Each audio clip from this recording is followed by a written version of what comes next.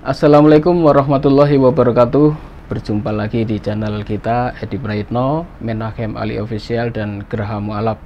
Dan seperti biasa setiap malam Jumat kita selalu mengadakan live untuk membahas masalah-masalah yang lagi viral belakangan ini.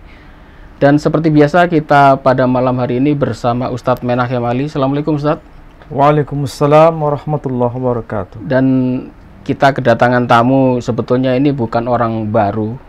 Sebetulnya jauh sebelum YPM terbentuk ini sudah ada sebetulnya. Beliau juga sangat aktif membantu kita. Assalamualaikum. Waalaikumsalam warahmatullahi Panggil apa ini? Syekh, Habib atau apa ini? Biasanya coba Edi. Gus Dedi. Jangan, saya panggil Mas saja. Oh Mas Dedi. Jadi ini kita malam hari ini kedatangan tamu Mas Dedi ya. Jadi beliau ini dulu sebetulnya sudah sangat aktif di Facebook, kemudian menenggelamkan diri dan kita cari-cari udah ketemu dan kita munculkan kembali malam hari ini. Baiklah, pada pembahasan kali ini yang lagi rame dibahas yaitu masalah perang Israel dan Palestina ya. Kita selalu mengharap dan selalu berdoa bahwa perang ini segera usai dan korban-korban tidak semakin banyak berjatuhan ya. Untuk seperti biasa kita tetap mendukung kemerdekaan Palestina ya. Bagaimanapun teman saudara-saudara kita Muslim di Palestina, jangan sampai lebih banyak jatuh korban, dan Israel demikian supaya segera menghentikan peperangannya dan dilakukan gencatan senjata ya, karena kasihan para masyarakat sipil yang tidak tahu apa-apa jatuh korban. Kita ketahui banyak rumah sakit Palestina juga dibom. Bahkan kemarin ada press release dari Kementerian Pertahanan Israel bahwa ada tuduhan rumah sakit Indonesia yang ada di sana dicurigai di bawahnya itu ada bunker-bunker. Tetapi sudah banyak yang membantah bahwa itu sebetulnya tuduhan ngawur saja ya. Tetapi yang jelas pemerintah Israel ini sudah banyak menyerang baik itu rumah sakit ya, kemudian pengungsian, bahkan tempat penampungan air, bahkan pabrik roti. Bahkan kemarin itu ada tempat pengungsian pun dibom. Bahkan ada iring-iringan ambulan yang sudah ditandatangani perjanjian untuk bisa lolos menyeberang ke Mesir, itu pun dirudal ya. Jadi kita selalu berdoa semoga saudara-saudara kita di Palestina segera bisa diberikan kemerdekaan, kedamaian, dan tidak banyak korban jiwa. Gini Ustadz Ali, kita bahas malam hari ini yaitu masalah Israel dan Palestina. Mungkin Ustadz Ali punya informasi yang penting soal ini, silakan Ustadz. Ya, kalau kita bicara mengenai tema yang sangat krusial dibahas pada hari-hari seperti ini, memang kita harus punya empati kepada saudara-saudara kita yang ada di Palestina. Mereka adalah orang-orang yang terzalimi, orang-orang yang tertindas, dan kita melihat secara langsung melalui media massa ataupun melalui media-media yang lain. Tapi paling tidak kita harus bisa membaca situasi ini dari perspektif Quran itu seperti apa. Ya. Kalau kita bicara mengenai tema perselisihan atau perang antara Israel dan Palestina, pasti ada akar masalahnya. Kita paling tidak bisa menjembatani pembahasan ini dari dua sisi. Satu, dari sisi politik. Dua, dari sisi agama. Jadi kita bisa lakukan pembahasan itu dari dua hal ini, perspektif politik dan perspektif agama. Kalau kita mulai dari perspektif agama, tentu saja pijakannya itu kitab-kitab suci yang diimani oleh masing-masing penganut agama itu seperti apa. Dari persoalan yang semakin tidak kunjung selesai. Dari perspektif politik tentu saja kita tahu kapan Israel itu berdiri dan mereka itu sebenarnya siapa. Itu yang harus kita kenali, ya. Kalau kita mulai dari perspektif politik dulu ya, semua saya kira sudah tahu bahwa dulu di Palestina, di kawasan Timur Tengah yang kita kenal sekarang dengan sebutan Palestina, itu sebenarnya tidak ada persoalan yang bisa dikatakan konflik yang berkepanjangan seperti ini. Dulu antara umat Muslim di Palestina, umat Kristiani di Palestina, umat Yahudi di Palestina, itu aman-aman saja. Dan saya kira kita pernah tahu ya, bagaimana Yerusalem ditaklukkan oleh Khalifah kedua, oleh Sayyidina Umar ibnul Khattab, tanpa tanpa membawa kerugian dari pihak manapun. Bahkan kekristenan menyerahkan kunci Yerusalem kepada Khalifah kedua dengan sukarela. Dengan sukarela. Jadi antara Kristen, Islam, dan Yahudi bisa bersama-sama melakukan ibadah masing-masing di kawasan yang sama yang dikenal dengan sebutan Palestina. Dan kita bisa lihat bahwa The Holy Bible yang diterbitkan sebelum tahun 1960-an, itu Bible mesti ada yang namanya map. Apa itu map? Peta. Ada peta. Petanya selalu tertulis Palestine. Tidak tertulis Israel, tapi tertulis Palestine. Di dalam Bible-nya itu. Dalam Bible itu. Silakan kalau saudara-saudara atau kita sendiri yang mau mencoba untuk meneliti Bible terbitan generasi awal, itu betul apa tidak tertulis peta yang disebut Palestine. Iya, tertulis itu. Artinya apa? Itu menjadi bukti bahwa itu adalah istilah yang sebenarnya menjadi istilah bersama, yang diakui baik itu yang Muslim, kemudian yang Yahudi. Kristen juga sama menyebutnya Palestine, dan Yahudi pun juga menyebutnya Palestine. Yahudi yang ada waktu itu, Pak Edi dan Mas Dedi, Yahudinya itu dikenal dengan sebutan Yahudi Mizrahi. Apa itu Yahudi Mizrahi? Orang-orang Yahudi yang mereka itu bertutur, berkomunikasi dalam bahasa Arab. Tetapi kalau ditulis dengan menggunakan huruf Ibrani. Jadi tulisannya Ibrani, tapi bahasanya Arab. Ini kalau di Malaysia itu sama dengan bahasa Melayu. Hurufnya Arab, bahasanya Melayu atau Indonesia. Kalau hurufnya Jawa, hurufnya Arab, bacaannya Pekon. Iya, betul. Jadi kalau di Jawa itu hurufnya Arab, tapi kalau dibaca Jawa. Itu bukan bahasa Arab, itu bahasa Jawa, tapi hurufnya aja Arab. Jadi sebenarnya huruf Ibrani itu sebagai penanda identitas keyahudian. Meskipun dalam bahasa yang berbeda-beda. Termasuk yang pakai bahasa Arab itu disebut Al-Lughatul Arabiyyah Al-Yahudiyah namanya. Atau bahasa Arab versi Yahudi. Nah, jadi mereka ini damai, tidak pernah ada konflik dengan Muslim, tidak pernah ada konflik dengan kaum Kristiani. Nah, ini yang kemudian berubah menjadi sebuah persoalan politik yang sampai hari ini tidak pernah selesai. Itu dimulai semenjak tahun 1946 ketika terjadi migrasi besar-besaran orang-orang Yahudi dari Eropa, yang mereka itu sebetulnya karena adanya kekejaman Hitler. Hitler menawarkan konsep yang sebetulnya sangat rasis waktu itu. Ada yang disebut sebagai Untermensch dan Übermensch. Apa itu? Manusia kelas unggul atas, dan manusia kelas bawah. rendah. Manusia kelas unggul itu adalah Arya.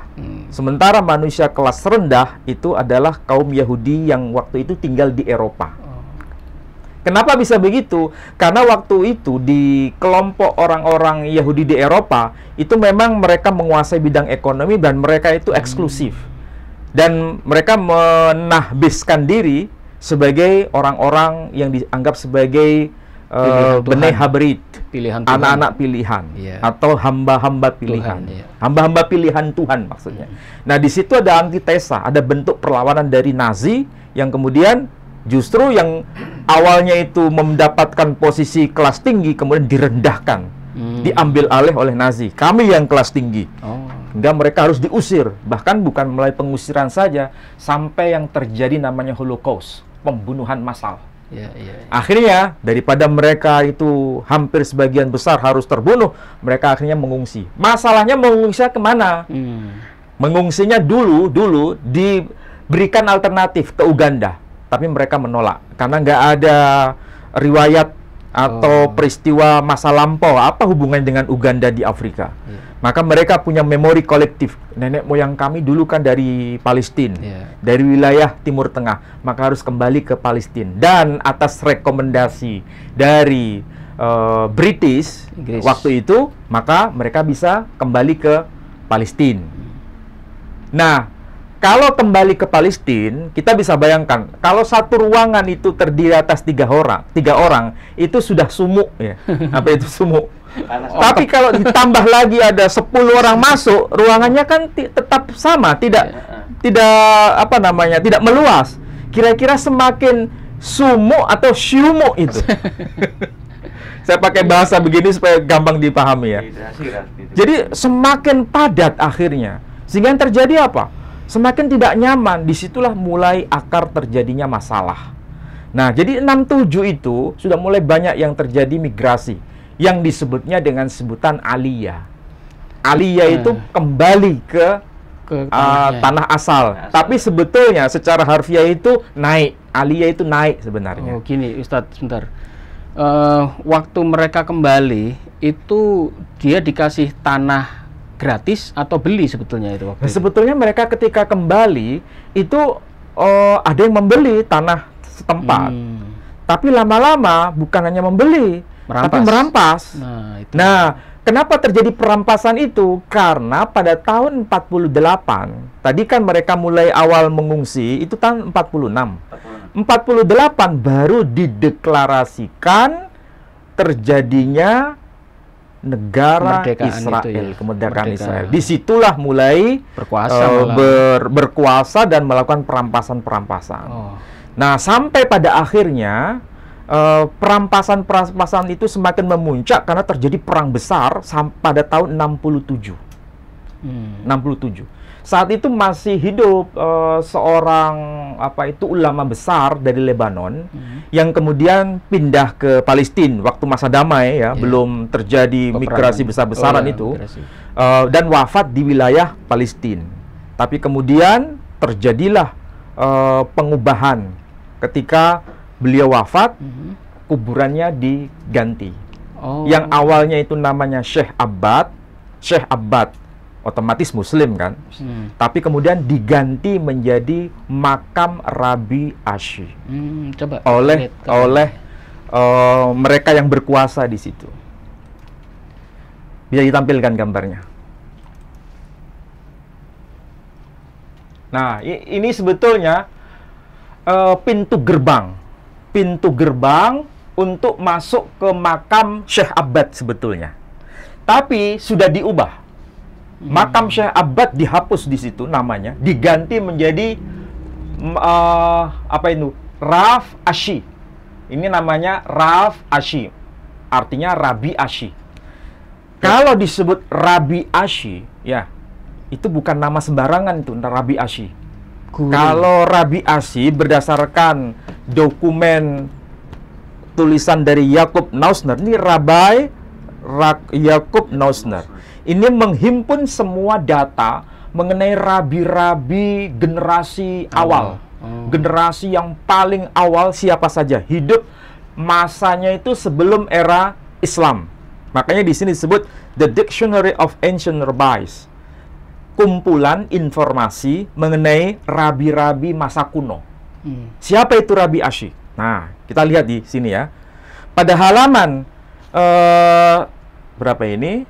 74 disebutkan Ashi. Jadi Rabi Ashi ini lahir tahun 352, meninggal tahun 427 Masehi. Berarti ini abad keberapa? Abad ke-5 Masehi, ya. Kalau abad ke-5 Masehi, beliau itu salah satu di antara editor kitab yang disebut kitab Talmud. Kitab Talmud Bavli itu yang menyusun terakhir ada Rabi Ashi. Berarti ini tokoh sentral enggak? Iya. Sama seperti kalau kita punya kitab Sahih Bukhari, ya kan? Itu siapa yang mengkompilasi yang terakhir? Nah, itu pasti orang penting kan? Iya. Sama seperti Talmud. Karena dalam tradisi Yahudi itu ada Talmud Bavli, ada Talmud Yerusalmi. Yang mengkompilasi terakhir dan sekaligus memberikan syarahnya. Kalau dalam tradisi Islam itu yang memberikan syarah Sahih Muslim itu kan Imam Nawawi. Nah, Imam Nawawi itu kan tokoh sentral tuh kalau dalam tradisi Islam. Sama seperti tradisi Yahudi punya tokoh sentral. Siapa yang mengkompilasi terakhir dan memberikan syarahnya terhadap kitab Talmud, itulah yang bernama Rabai Ashi. Ya, Rabai Ashi. Saya ulangi lagi, beliau lahir tahun 352 Masehi, meninggal tahun 427 Masehi. Berarti ini abad kelima. Pertanyaannya, kalau ini diklaim makam ini sebagai makam Rabi Ashi, mana yang lebih kuat? Klaim umat Islam atau klaim orang Yahudi? Klaim Yahudi. Saya tanya ulang. Kalau Syekh Abbad itu kan tokoh umat Islam. Sedangkan yang menerima risalah Islam itu adalah Nabi Muhammad Sallallahu Alaihi Wasallam. Beliau dilahirkan tahun berapa? 571 Masehi. Abad 6. Meninggal tahun 632 Masehi. Saat itu Islam baru merupakan embrio. Sementara Syekh Abbad itu baru muncul belakangan. Ya kan? Dan itu menjadi warisan kaum Muslim di Palestina. Adalah tokoh sentral di Palestina. Tetapi karena itu diakui sebagai makam Rabi Ashi, kira-kira mana yang lebih valid menurut dokumen data Yahudi? Menurut data Yahudi? Lebih tua mana kalau dibandingkan dengan data Yahudi? Ya, lebih tua data Yahudi. Data Yahudi, karena argumentasinya ini makam Rabi Ashi. Sebelum munculnya Nabi Muhammad kan? Karena sebelum munculnya Nabi Muhammad Sallallahu Alaihi Wasallam. Berarti belum ada Islam. Iya. Padahal ini sebetulnya makamnya Syekh Abbad. Kenapa bisa begitu? Kira-kira apa sebabnya? Enggak, maksudnya maaf interupsi sedikit. Ini tadi tapi terverifikasi ya, memang itu makamnya Syekh Abbad ya. Maksudnya sudah ada. Memang terverifikasi bahwa itu adalah makamnya Syekh Abbad. Karena beliau wafat di kawasan tanah Palestina. Dan waktu itu sudah masyhur bahwa itu adalah makam beliau sebelum tahun 67. Setelah tahun 67, ada seorang tokoh rabi yang bernama Mordekhai, seorang tokoh spiritual, Rabi Mordekhai, yang kemudian mengklaim dengan mukasyafahnya bahwa itu adalah makam Rabi Ashi. Pada saat tahun setelah 67 itu baru kemudian diklaim dan dibuatkan tanda bahwa ini adalah makam Rabi Ashi. Sehingga makamnya itu terbelah dua. Makamnya itu. Perbatasan soalnya dengan Lebanon ya. Iya, jadi sebagian masuk wilayah Lebanon, sebagian masuk wilayah Israel dari wilayah Palestina yang direbut. Wilayah Israel karena diambil dari wilayah Palestina. Gambar ini makamnya terbelah ini. Terbelah dua. Jadi ini yang di luar ya, ini masuk kawasan Lebanon. Yang di dalam yang dipisah oleh apa ini? Pagar ini itu lebih luas kawasannya. Jadi ini makam dibelah dua. Tetapi ini diklaim sebagai nama Rabi Ashi. Tulisan Syekh Abbad di sini dihilangkan. Dihilangkan. Tapi untuk orang Libanon sendiri masih percaya ini. Ya, masih percaya. Makam Syekh Abbad.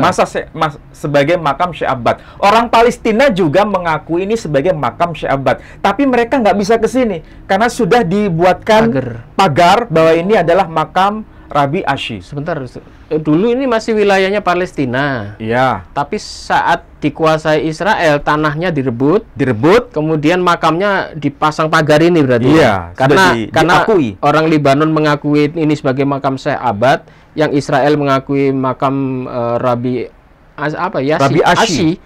Berarti dibelah jadi dua.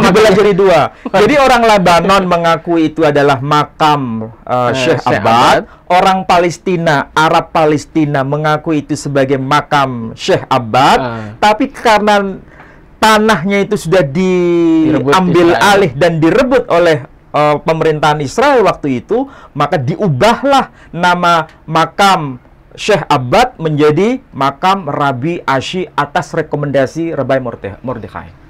Berarti makamnya Rabi Asy sendiri tidak diketahui berarti ya? Sebetulnya kalau dari sisi historis nggak ada makamnya Rabi Asy. Tapi karena ini diklaim berdasarkan informasi dari Rabbi Mordechai yang dianggap sebagai tokoh spiritual tadi itu, maka orang Yahudi mengakui bahwa itu adalah bagian dari makamnya keagamaan orang Yahudi. Maaf Raf, ini saya mau bertanya. Saya menarik tadi waktu jenengan menjelaskan bahwa metode yang dipakai Rabbi Mordechai ini kan khasyaf ya. Ya, kalau dari tradisi Yahudi kan ada istilah yang disebut Kabbalah. Iya betul. Kabbalah itu kalau di dalam tradisi Islam sama dengan Sufi sebetulnya. Nah ini saya kok sepertinya saya kok melihat metode yang similar di sini juga. Similar dari apa? Dengan metodenya Rabbi Mordechai ini tadi. Mungkin kalau di sini istilahnya ronsen kuburan itu mungkin ya. Ronsen kuburan itu mungkin istilah yang di sini ya. Iya. Istilah yang di Indonesia yang lagi rame-rame itu ya. Ya saya nggak tahu kalau misalnya ada kesamaan ya nggak tahu kok bisa sama juga saya nggak paham. Tapi yang jelas kalau misalnya pakai istilah ronsen kuburan, ya memang Rabbi Mordechai menggunakan ronsen kuburan untuk menjustifikasi bahwa ini adalah makam Rabbi Asy. Dan dari sisi penanggalan memang Rabbi Asy itu kan hidup sebelum zamannya Nabi Muhammad SAW. Jadi sangat lebih kuat, apalagi ditopang dengan inkuisisi tanah Palestina menjadi wilayah Israel, ya kan? Jadi semakin kuat. Sebetulnya apa sih urgensinya sampai mereka memperebutkan makam ini ya? Ini penting Pak Edi. Tadi kan saya sudah berkata, ini bukan persoalan tanah Palestina saja. Kita harus tahu pemerintahan Israel yang sekarang, pemerintahan Israel yang sekarang itu bukan dikuasai oleh orang Yahudi Mizrahi, bukan dikuasai oleh orang-orang Yahudi Temoni yang dari wilayah lain. Juga bukan dari kalangan orang Yahudi Sefardi, tapi yang berkuasa itu orang Yahudi Ashkenazi. Yang berkuasa ya. Perlu dijelaskan ini Ustadz, apa itu Ashkenazi? Perlu dijelaskan. Iya, nah, sekarang begini, ada yang namanya Yahudi Falasha. Yahudi Falasha itu orang Yahudi keturunan Ratu Sheba dengan Sulaiman, ya. Itu yang mereka dikenal dengan sebutan Yahudi Falasha. Kulitnya hitam Pak Edi. Dan memang mereka berasal dari wilayah Ethiopia. Dan sekarang juga masuk kawasan Eritrea, ya. Mereka ini semua penutur bahasa Ibraninya fasih. Dan mereka mengakui bahwa kami keturunan Salomo, malah Salomo beserta istrinya Ratu Sheba atau Ratu Balkis kita sebut dalam tradisi Islam. Dan mereka ini tidak mendapatkan tempat terhormat di wilayah Israel. Mengalami yang disebut apartheid. Apa itu apartheid? Perkastaan gitu. Ada kasta. Jadi mereka itu kalau mau donor darah nggak diterima. Karena kulit hitam itu. Ya bisa jadi karena kulitnya hitam atau kelas rendah. Tapi yang berkuasa itu kan yang disebut Yahudi Ashkenazi. Yahudi Ashkenazi itu sebetulnya bukan Yahudi asli. Tapi Yahudi kelas di luar dari 13 suku Israel. Itu di luar dari 12 suku Israel. Berarti mereka bukan dari 12 suku itu. Ya makanya disebut Yahudi Ashkenazi. Nah, tapi kok mengakui Yahudi ya? Nah, begini, ya itu kembalinya ke Alkitab sendiri ya. Kembalinya ke Alkitab. Alkitab itu mungkin bisa ditampilkan yang terjemahan bahasa Indonesia dulu. Apa itu? Alkitab. Oh, Alkitab. Tolong Pak Edi bisa buka dalam Kitab Kejadian. Kitab Kejadian pasal 10 ayat 1 dan ayat kedua. Kitab Kejadian pasal 10 ayat 1 dan ayat kedua. Ayat 2. Inilah keturunan Sem. Coba dibesarkan Pak Edi. Inilah keturunan Sem, Ham dan Yafet, anak-anak Nuh. Setelah air bah itu lahirlah anak laki-laki bagi mereka. Keturunan Yafet ialah Gomer, Magog, Madai, Yaman, Tubal, Mesek, dan Tiras. Keturunan Gomer ialah Askenaz, Rifat, dan Togarma. Keturunan Yaman ialah Elisa, Tarsis, orang Kitim, dan orang Dodanim. Dari mereka inilah berpencar bangsa-bangsa daerah pesisir. Itulah keturunan Yafet, masing-masing di tanahnya dengan bahasanya sendiri menurut kaum dan bangsa mereka. Coba perhatikan di ayat pertama. Inilah keturunan Shem. Jadi Shem itu anaknya Nabi Nuh. Nabi Nuh. Shem melahirkan beberapa anak, tapi kita lihat di situ ya. Inilah keturunan Shem, Ham, dan Yafet. Siapakah mereka ini? Anak-anak Nuh. Ya, jadi Nuh itu, Nabi Nuh punya anak yang namanya Shem, punya anak namanya Ham, punya anak namanya Yafet. Dari Shem nanti itu muncul Bani Ismail. Ya. Dari Shem muncul Bani Israel. Ya, Bani Israel itu diwakili dengan 12 suku. Ya, 12 suku. Nah, selain ada Shem, ada Ham, ada Yafet. Nah, kemudian dijelaskan, setelah air bah itu, lahirlah anak-anak lelaki bagi mereka. Nah, sekarang fokus ke ayat kedua. Keturunan Yafet, ya, berarti saudaranya Shem. Siapakah itu Yafet? Ya, anaknya Nabi Nuh. Siapa saja anak-anaknya Yafet? Disebutkan, keturunan Yafet ialah Gomer, Magog, Madai, Yawan, Tubal, Meshech, dan Tiras. Ya, perhatikan itu. Ada sebutan nama Magog. Siapa itu Magog? Nah, nanti saya jelaskan. Ayat ketiga, keturunan Gomer ialah Askenaz. Ini bahasa Indonesianya ya. Kita lihat yang versi bahasa Arabnya di sini. Ini disebutkan dalam Alkitabul Muqaddas.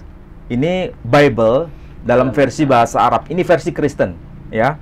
Disebutkan hal yang mirip dengan versi bahasa Indonesia. Wahadihi mawalid Bani Nuh. Inilah anak-anak keturunan yang disebut Nabi Nuh itu. Syam, Waham, wa Yafet.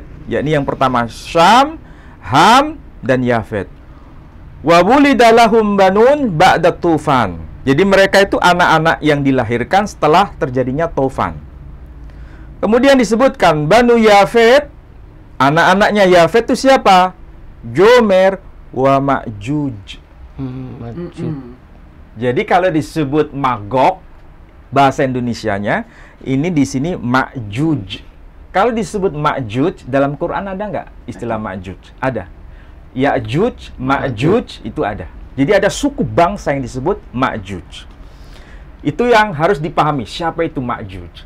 Kemudian ayat yang ketiga, keturunan Gomer, yang sebetulnya saudaranya Ma'juj, itu melahirkan nanti punya anak yang namanya Askenaz, Rifat, dan Togarma. Siapa itu Askenaz? Di sini disebutkan Banu Jomer Ashkenaz. Ashkenaz yang dalam bahasa Ibrani nanti aslinya disebut Ashkenazi. Jadi Ashkenazi itu sebetulnya bukan orang dari kalangan Bani Israel. Berarti bukan keturunan dari Shem ya? Bukan keturunan Shem. Tapi mereka ini adalah orang dari keluarga besar Yafet, dan sekaligus masih ada kaitan dengan orang yang disebut Ma'juj, Ashkenazi. Makanya orangnya disebut orang Ashkenazi. Yang memeluk agama Yahudi disebut sebagai Yahudi Ashkenazi. Itu kalau satu orang disebut Ashkenazi. Tapi kalau orangnya banyak disebut Ashkenazim. Nah, Yahudi Ashkenazim itu bukan bagian dari 12 suku Israel itu. Karena istilah Ashkenazi itu bukan dari keturunan Shem, tapi keturunan Yafet. Siapa yang berkata begitu? Alkitab sendiri mengatakan demikian. Jadi Alkitab mengatakan demikian. Nah, kalau begitu, siapa yang berkuasa di pemerintahan Israel sekarang? Orang-orang Yahudi Ashkenazi. Nah, orang-orang Yahudi Ashkenazi itu sebetulnya tidak disepakati kebijaksanaannya oleh orang-orang Yahudi Mizrahi. Tidak disepakati kebijaksanaannya oleh orang-orang Yahudi Sefardi. Kenapa? Ini pemerintahan yang sangat tidak memberikan tempat atau ruang bagi yang lain. Bukan hanya kepada yang non-Yahudi. Yang Yahudi sekalipun kalau bukan Ashkenazi dianggap kelas bawah. Atau sekarang yang lebih populer dinamakan Israel Zionis itu. Iya, betul. Itulah sebabnya Kalau Pak Yahudi cermat mencermati media massa, itu kan ada orang Yahudi yang pakai pakaian hitam, kemudian di sini ada cambang yang panjang itu. Ini yang disebut orang-orang Yahudi ortodok, dan kebanyakan dari kalangan orang-orang Yahudi Mizrahi, orang-orang Yahudi Sefardi. Mereka ini tidak sepakat dengan kebijakan pemerintahan Israel yang sangat memberikan kasta-kasta kepada warganya, bahkan kepada orang-orang Yahudi itu sendiri. Dan mereka tahu ini dari orang-orang Yahudi Ashkenazi. Tahu nggak orang-orang Yahudi Ashkenazi dari mana? Dari Kaukasus. Kaukasus. Dan siapa yang berkata begitu? Guru saya sendiri. Siapa itu? Syekh Imran Hussein. Siapa yang nggak tahu Syekh Imran Hussein? Semua orang tahu. Jadi Syekh Imran Hussein itu sangat sangat terampil untuk menguraikan siapa itu orang-orang Ashkenazi, Yahudi Ashkenazi ini. Dan yang melakukan perampasan terhadap tanah Palestina itu adalah kebijakan Yahudi Ashkenazi. Dan yang mengubah makam dari Syekh Abbad menjadi makam makam Rabi Ashi adalah dari kalangan Yahudi Ashkenazi. Kenapa bisa begitu? Wallahu a'lam. Ini menarik tadi dari penjelasan jenengan ini tadi. Saya kok kembali lagi dapat dejavu gitu, Raf. Ini kok saya melihat metode yang similar juga di sini gitu. Metode similar yang bagaimana maksudnya? Ini kan kalau dari pihak pemerintah Israel ini kan istilah yang saya ambil mungkin mereka melakukan pengaskenasian gitu loh untuk makam Syekh Abbad ini kan. Iya. Di sini pun ada hal seperti itu. Apa itu maksudnya? Ya makam di istilahnya kalau Israel diaskenasikan juga seperti itu. Kemudian juga masalah pengkotakan kasta itu juga ada di sini. Muncul seperti itu juga. Wallahu a'lam ya, saya nggak bisa jawab. Tapi yang jelas, kalau misalnya ada kemiripan, bisa jadi karena memang itu ada kesamaan historis. Perjalanan historis. Tapi namanya kemiripan itu kan bisa saja terjadi, bisa jadi kebetulan juga. Tapi yang fakta real yang tidak bisa dilupakan banyak orang, apa yang terjadi di Israel sana itu memang ada yang disebut apartheid. Apartheid itu ada yang kelas tinggi, kelas puncak. Pengkastaan dia, pengelompokan dari. Iya, yang selain itu semua kelas rendah. Dia Ndoronya, Askenazi Ndoronya, yang lain ini budaknya. Iya, saya tahu itu. Yang jelas begitulah. Ini fakta real yang tidak bisa ditolak, bahwa makam Syekh Abbad yang sebetulnya itu warisan bersama bagi orang-orang Muslim di Lebanon, yang kebetulan beliau itu wafat di kawasan tanah Palestina setelah melakukan rihlah dan pengajaran kepada orang-orang Palestina sebelum tahun 67. Setelah tahun 67 ketika bangsa Arab kalah perang, saat itulah terjadi pengaskenazian makam Syekh Abbad menjadi makam Rabi Ashi. Jadi makam Syekh Abbad hilang namanya, dihapus, nggak ada. Tapi yang muncul adalah Raf Ashi. Coba tadi Pak Edi, ini kan ini masuk sudah kawasan Israel. Nah, ini pintu gerbangnya, coba mana ada nama Syekh Abbad? Nggak ada. Betul. Lihat ini diselus. Raf Ashi, Raf Ashi, Resh Bet, Alef, Shin, Yod, Raf Ashi. Mana ada nama Abbad? Nggak ada, nggak muncul. Dan uniknya metodenya tidak ilmiah loh, Raf, dia menentukan itu nih. Ya karena mukasyafah. Iya, karena apa? Ronsen kalau bahasa tadi kalau di sini ya. Apa? Ronsen kuburan. Ronsen kuburan. Oh, istilah baru ya. Saya sebenarnya kurang paham juga itu. Metodenya pakai mata yang bisa keluar sinar X-ray atau bagaimana? Ya itu kan soal klaim. Iya. Klaim dari orang-orang Ashkenazi itu untuk menyatakan bahwa ini memang makam Rabi Ashi. Rabi Ashi lebih awal sebelum munculnya Nabi Muhammad SAW. Apalagi ulama Muslimnya baru belakangan. Begitu kan argumentasi orang Ashkenazi. Atau kemungkinan tidak banyak peninggalan buku-buku yang mencatat kisahnya Syekh Abbad tadi mungkin. Sebetulnya ada, cuma kita kan tidak terlalu banyak mengetahui. Kalau menurut informasi dari tradisi Lebanon, Syekh Abbad itu memang dari tradisi orang Syiah. Nah, berarti yang punya datanya itu orang Syiah. Maksud saya kira-kira hal-hal pengaskenasian dalam tanda kutip ini ya, seperti ini tuh menurut Raf Ali ini membawa dampak masif atau tidak sebetulnya? Oh, dampaknya masif. Sehingga yang ada di media massa, ini kan bagian dari informasi media massa. Iya, betul. Kenapa yang muncul di kubahnya ini kan ibaratnya sama dengan kubah kan?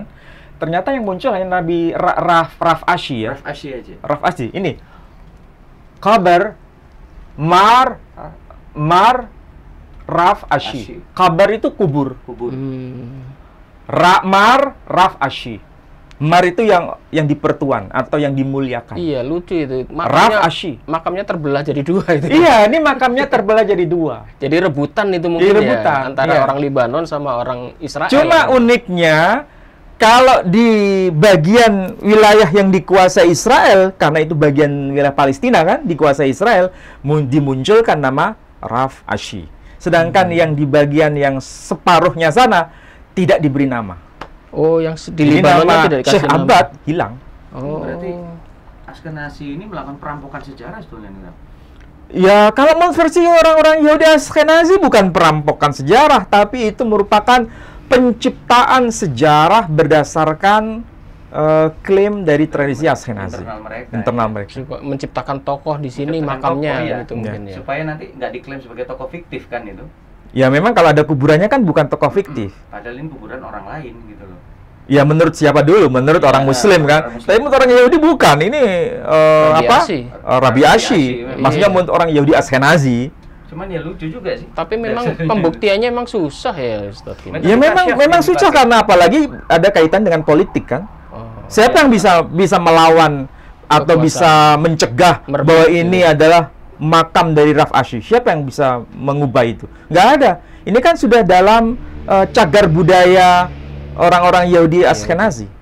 Udah masuk. Berarti tujuannya dia ke arah wilayah ini, Raf, mungkin. Bukan sekedar wilayah, tapi sejarah. Iya, jadi dia mengaskenasikan sejarah supaya dia bisa menguasai, eksis kan akhirnya. Ya, begitulah. Oh, Jadi sebetulnya Israel itu bukan hanya tidak mendapatkan simpati di kalangan yang Muslim, tapi yang Yahudi sendiri, Yahudi yang asli maksudnya, Yahudi asli tanah Palestina itu. tidak merekomendasi apa yang dilakukan oleh pemerintahan Betul, di saya lihat situ. juga banyak yang melawan. Kemarin ada demo itu, bahkan orang-orang Yahudi yang rambutnya pakai kincir itu kan dipukuli sama Zion di situ, Ya, tentara-tentara. iya, gitu. betul. Jadi sebetulnya di sana itu bukan dipahami semua orang Yahudi itu buruk, nggak bisa begitu. Nggak bisa. Itu terlalu menyederhanakan masalah. Jadi antara Yahudi dengan Yahudi itu ada clash. Kenapa? Yang berkuasa ini Yahudi Ashkenazi. Bahkan menuntut Perdana Menterinya mundur ya Iya, sekarang ini. betul. Oh, itu. Jadi kalau begitu, kita kan sekarang di Indonesia ini informasinya kadang-kadang masih Berat buram. sebelah. Potong-potong. Seakan-akan ini Iya. konflik agama murni. Padahal bukan. Itu bukan konflik agama murni. Itu konflik politik yang dibungkus dengan jubah agama. Ada peran agama itu, iya betul. Tetapi itu bukan masif. Tapi yang sangat urgent itu konflik politik. Itulah sebabnya orang-orang Yahudi sendiri tidak sepakat dengan kebijaksanaan pemerintahan Israel itu sendiri. Pemerintahan yang dibawa kekuasaan orang-orang Ashkenazi, yang sebetulnya bukan dari kalangan Bani Israel Bukan sendiri. dari kampung Israel. Tapi ada anggapan ini, karena yang bertahan di Israel waktu itu kan dari kaumnya Yehuda dan Binyamin. Mereka mengatakan Ashkenazi itu mungkin ke-10 suku yang hilang itu kembali. Bukan seperti itu ya mungkin ya? Ya, sebetulnya tidak demikian maksudnya. 10 suku yang hilang itu kan mesti ada nasabnya kan. Ini keturunan siapa. Kalau disebut Ashkenazi jelas Keturunan istilah lain, ya? Ashkenazi itu kan dari keturunan Yafet. Iya. Bahkan sebagai keponakan atau anak dari saudaranya Sepupu ya, Ma'juj atau Magog tadi. Iya, aku. Iya. Tapi bisa aja kan dia dapat kasyaf lagi kan, dapat mimpi lagi. Saya tidak tahu karena itu persoalan spiritual. Dan yang persoalan spiritual kan bukan hanya Islam, Iya banyak. ya kan? Yahudi juga. Ya itu kalau di Islam kan namanya wali-wali gitu ya. Wali ini mengatakan demikian, mendapatkan kasyaf gitu ya. Siap, betul. Kalau saya sih bukan wali. Kalau saya mungkin lebih tepatnya, dan kita semua ini bukan wali ya, tapi wali murid. Wali murid. Atau paling banter kita ini wali santri. Wali santri betul. Raf. Tapi kita loh ini ya, bukan kita menuduh wali-wali songo, bukan. Nah, kita ini wali murid, wali songo. Kita ini wali santri, bukan wali songo kita ini, bukan. Atau mungkin belum makomnya sampean gitu. Bisa jadi. Jadi fenomena seperti ini itu sudah diketahui, sudah go internasional. Makanya di sini dipasang plakat kan? Ini plakat loh. Iya. Plakatnya apa? Maraf Ashi. Cuman menarik, Raf. Kalau di Indonesia dia nggak mungkin sebut, kalau Arabnya kan kubur gitu ya. Kalau di Indonesia bukan sebut kubur, Apa itu? makom. Oh, makom. Makom beda Makom lagi. Itu istilahnya nggak tepat sebetulnya. Lebih tepat seperti ini. Mak- Kubur kan kubur. Kalau Betul. makom kan Makom seperti kan tempat berdiri, makom. Itu nggak mesti kuburan soalnya. Telesan kalau di sini. Oh iya, seperti di depan Ka'bah itu kan ada makom Nah, Ibrahim. makom Nabi Ibrahim kan jejak telapak kaki Nabi Ibrahim. Jadi bukan kuburannya Nabi Ibrahim di sini. Tapi makom Ibrahim itu kan bukan kuburan Nabi Ibrahim. Bukan. Dan tidak ada seorang pun yang berani itu menyulap jadi nggak kuburan. boleh. Kalau di Indonesia, napak tilas itu dibuat ada. jadi kuburan. Dan ada nih yang kapan hari beberapa kuburan dibongkar itu ya. Oh begitu ya? Ada berita seperti itu ya. Iya. Saya nggak tahu kenapa ada sesuatu yang Ya, mirip-mirip ya, kemiripan. mungkin karena punya sejarah yang Iya, kebetulan saja. Iya, Cuman kebetulan. saya jujur pengen belajar itu, Raf, metode Ronson itu. Bisa dipelajari secara akademis. Nah, ini kalau orang Indonesia mengatakan ini metode Ronson, tapi mereka nggak mengatakan metode Ronson. Itu dari kasyaf dari seorang kabalis. Kabalis itu praktisi kabalah. Ya dia tahu ini kuburan ini. Nggak perlu pakai bukti arkeologi. Kalau dia sudah mengatakan demikian langsung percaya. Karena mungkin bisa berdialog dengan roh-roh itu mungkin. Ya karena kalau sudah masuk dalam tradisi kabalah Kabalah seperti itu itu memang. nggak ada seorang pun yang bisa membantah itu. Ya, itu juga nih yang munculnya ini kan, Raf, kayak apa namanya? Genom-genom itu kan dia ngambil dari elemen tanah, bisa jadi Iya. prajurit itu kan dia. Tapi yang jelas pada konflik Palestina ini memang tadi disebutkan Ustadz tidak ada kepentingan agama, Betul. tetapi karena korbannya ini adalah orang-orang Muslim, Sebagian besar orang-orang Muslim. sebagian besar akhirnya Akhirnya sesama Muslim lah kita Iya. mendukung secara kemanusiaan ya. Kita mendukung bahwa dalam perang itu, Raf, dalam perang dimanapun, yang jadi korban itu bukan pihak yang berperang, tapi orang sipil. Orang sipil sini, wanita tidak berdosa, Anak-anak. tidak bersalah, mereka lah yang jadi korban. Iya. Karena peluru, rudal, bom ini tidak punya mata. Makanya kan saya ini Jadi sasaran tembaknya ya orang-orang lemah Ya, seperti orang-orang ini. lemah. Iya. Cuma masalahnya begini, ini apakah selesai atau tidak selesai ya konflik Israel Palestina? Kalau dari sisi terawangan saya, ini terawangan ini sudah mulai belajar ilmu terawangan ini. bukan maksudnya masuk ke sufi, bukan. Kalau kita lihat dari Menerka-nerka lah, gitu. perjalanan historisnya ya, apa bisa negara Israel itu dibubarkan? Sangat sulit. sulit karena Karena didukung apa? Karena didukung oleh negara-negara besar. Ya. NATO terutama. Nah, yang punya hak veto. Negara-negara besar yang punya hak veto nggak mungkin akan melepaskan Israel sendirian. Nggak mungkin. Tidak. Kalau Israel tidak bisa dibubarkan, ya klaim seperti Pembagian, makam ya. Rabi Ashi ini ya terjadi tetap itu. menjadi milik Mm-mm. Israel. Atau mungkin wilayahnya akhirnya dibagi lah gitu ya. Ada pembagian yang jelas gitu kalau ya. Sepertinya nggak bisa Nggak bisa, Pak dibagi Edi. karena ini Oh. kalau sudah menjadi milik susah untuk dilepas, Pak Edi. Susah. Kalau bisa ada pembagian sudah damai sebetulnya. Ini kan masalahnya itu tadi. Pemerintah Yahudi Askenazi dalam negara Israel ini ingin seluruhnya itu tadi. Mereka klaim sebagai wilayah mereka kan. Kalau mereka mau berbagi tidak bakal bisa. Apalagi sekarang kalau kita ketik di Google itu peta Palestina sudah tidak muncul itu. Nah, Tidak jangankan klik peta Palestina nggak muncul, Iya. klik makamnya Syekh Abbad nggak muncul. Oh, dihilangkan di website itu. Iya, yang muncul makamnya Rabi Ashi.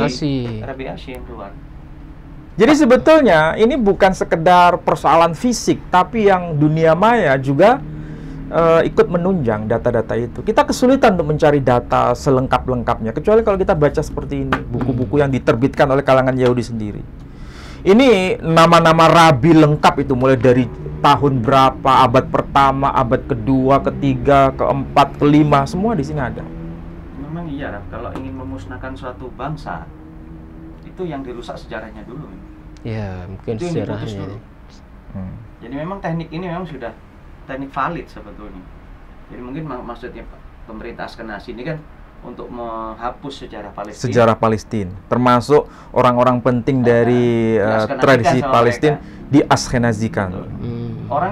Orang awam mungkin menganggap itu hal sepele, enggak akan itu tapi Nggak penting nggak gitu. penting gitu loh.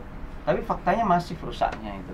Tapi bagi orang Palestina penting itu. Karena apa? Nama Syekh Abbad nggak muncul lagi. Ya, alhamdulillah berarti banyak orang di Palestina yang paham gitu loh.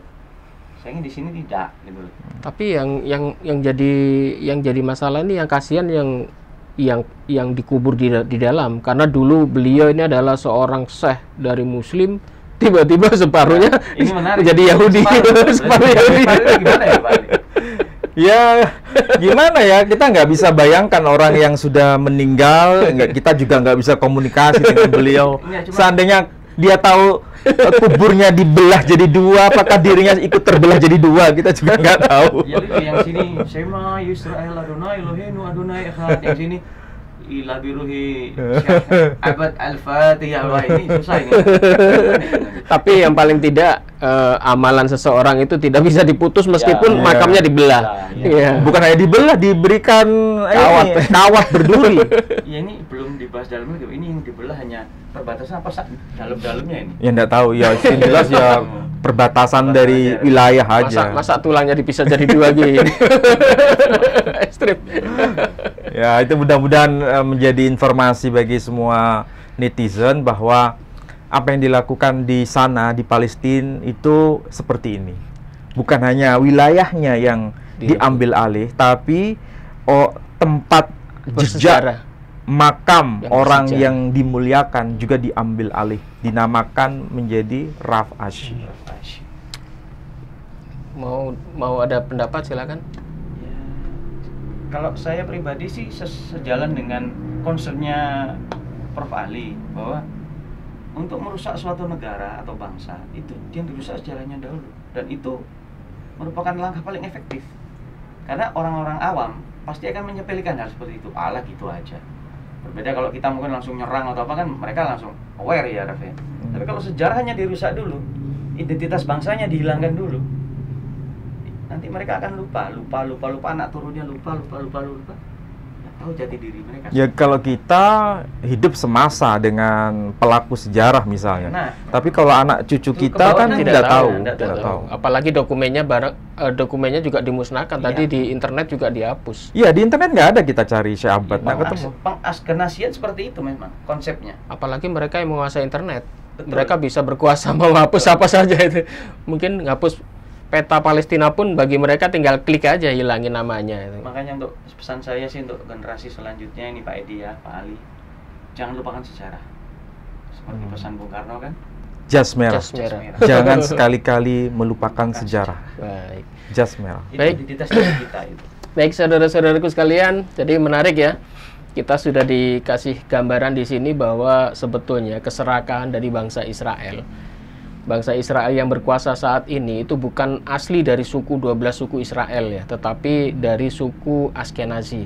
Askenazi ini di luar 12 suku Israel. Kenapa saya berkata itu? Karena di dalam tayangan-tayangan di YouTube kita bisa saksikan ada perselisihan juga di internal di kalangan Israel sendiri. Bahkan Perdana Menteri Netanyahu sekarang juga dipaksa untuk mundur. Bahkan beberapa video di sana kita bisa melihat ada aksi demo yang dilakukan oleh orang-orang dari Yahudi Ortodok. Cirinya apa? Cirinya ada kuncir ya, kuncir rambut. Dan itu mereka masih mengaku bahwa mereka berasal dari 12 suku Israel. Dan mereka bertentangan dengan orang Israel yang berkuasa saat ini, yang sering dikatakan bahwa mereka adalah dari kelompok para Zionis ya. Jadi tadi sudah dikatakan bahwa orang Israel tidak semuanya jelek, tetapi tidak semuanya baik. Itu memang kenyataannya ya.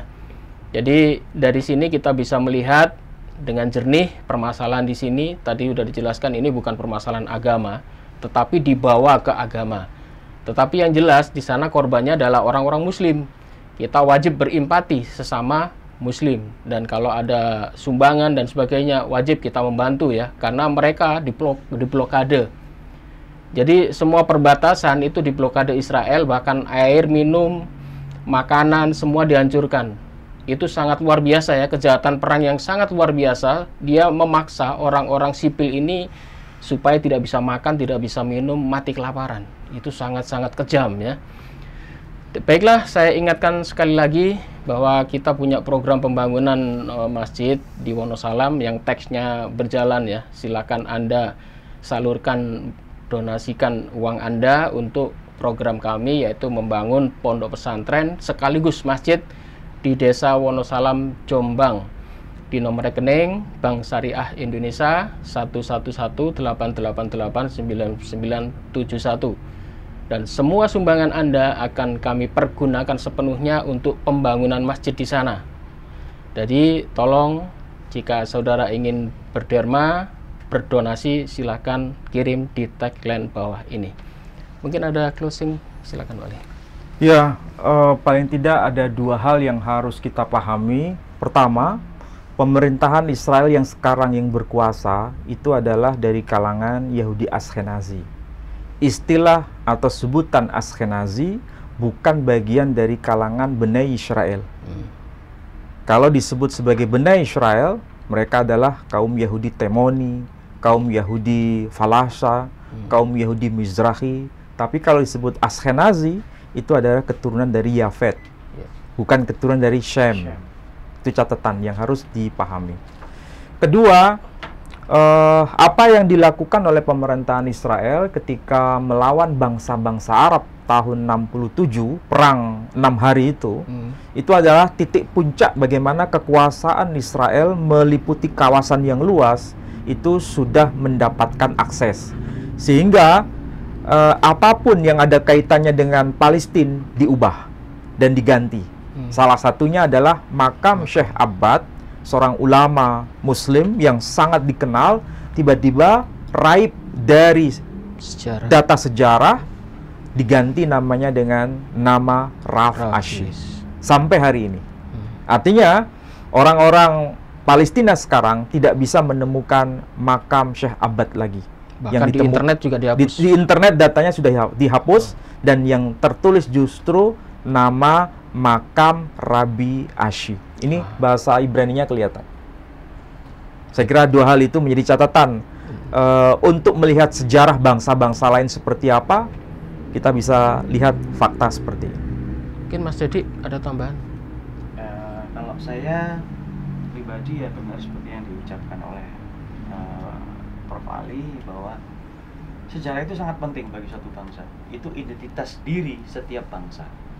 Ketika sejarah ini mulai hilang, dihapus pelan-pelan, maka kita akan kehilangan jati diri kita sebagai suatu bangsa itu. Makanya pesan saya tetap untuk para sahabat-sahabat yang segenerasi atau generasi selanjutnya, mari kita jaga sama-sama sejarah bangsa kita ini.